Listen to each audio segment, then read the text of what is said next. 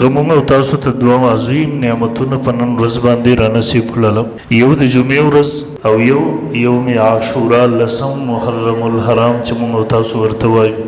ځکه محترمو د جمعې ورځ د پوره هفتې په ورځو کې غوره او افضل ورځ ده او یوم عاشورا دا د پوره کال په ورځو کې غوره او افضل ورځ ده. الله رب ذوالجلال هغه دواړه جمع کړله، یو ځای کړه، موږ تاسو ته را نصیب کړه. الحمدلله موږ تاسو ته پکار دي چې موږ د دغه ورځې قدر وکړو، د دې فضیلت وپېژنو.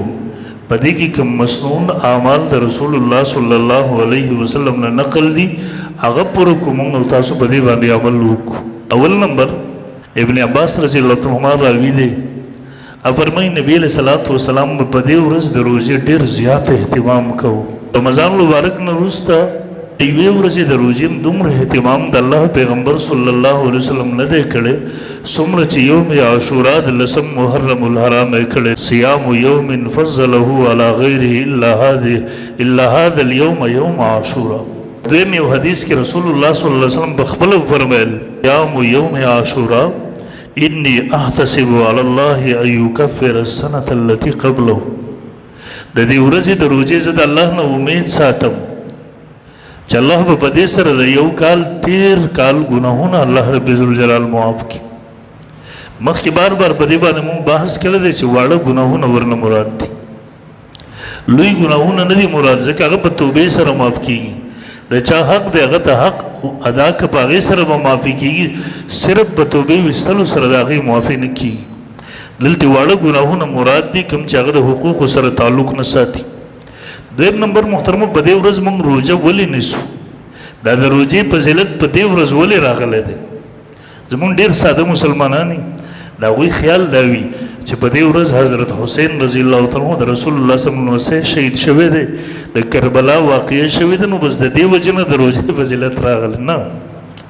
حضرت حسین رضی الله عنه لا پیدا هم نه و، دا د کربلا واقعه لا شوی هم نه و، په وجود کې هم نه و راغلی چې نبي علیه السلام روژه نیول. صحابه کرامو ته د روژې حکم کړی. صحابه فرمایي ویل نبي علیه السلام چې کله مدینې منورې ته هجرت وکړو، دا یهود هم په مدینه منوره کې اوسېدل، دوی یې وکتل چې په دې ورځ باندې روژه نیسي. ورنه تپوس وکړو تاسو په دې ورځ روژه ولې نیسئ، وجه څه ده؟ یهودو ورته وویله ویل په دې ورځ موسی علیه السلام او د هغه قوم ته الله د فرعون نه نجات ورکړی و، مونږ په طور د شکر باندې په دې ورځ باندې روژه نیسو. رسول الله صلی الله علیه وسلم وفرمیل نحن احق بموسی منکم، موسی علیه السلام ته ستاسو نه زیات مونږ نږدې یو، بیا مونږ زیات د دې حقدار یو چې په دې ورځ باندې روژه ونیسو. نبی علیه السلام بیا خپله هم روژه ونیول او صحابه کرامو ته هم حکم وکړل تاسو روژه ونیسئ. خو ها ویې فرمیل که آینده کال زه ژوندی ومه مونږ به د یوم عاشورا لسم محرم الحرام سره یوه ورځ زیاته و، یوه ورځ مخکې یا وروسته، ځکه چې د یهودو سره مشابهت نه لازمیږي. تاسو وګورئ زمون دین د یهود او نصاراو د غیرو سره د مشابهت نه دومره ځان بچ کوي چې په عبادت کې تشبیه هم نه ده خوښه کړې. بیا په دې چې مونږ تاسو په کردار کې، په گفتار کې، په ژوند کې، رهن سهن زندگی مونږ تاسو د هغوی طریقې خپلې کړو، اندازه ولګوئ د الله پیغمبر به دا څومره بد ګڼي. عبادت کې روژه نیول الله پې خوشحالېږي، عبادت دی، لیکن د الله پیغمبر په دې کې هم د هغوی سره مشابهت نه دی خوښ کړی. البته شیخ الاسلام حضرت مولانا مفتی محمد تقی عثمانی صاحب دامت برکاتهم علیه لیکلي دي، وایي چونکې هغه وخت کې نبي علیه السلام یو روژه مخکې یا وروسته د دې سره د نیولو حکم کړی و،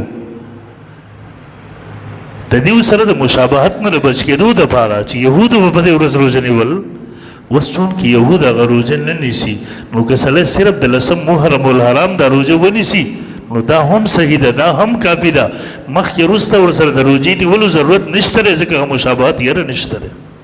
نو بهرحال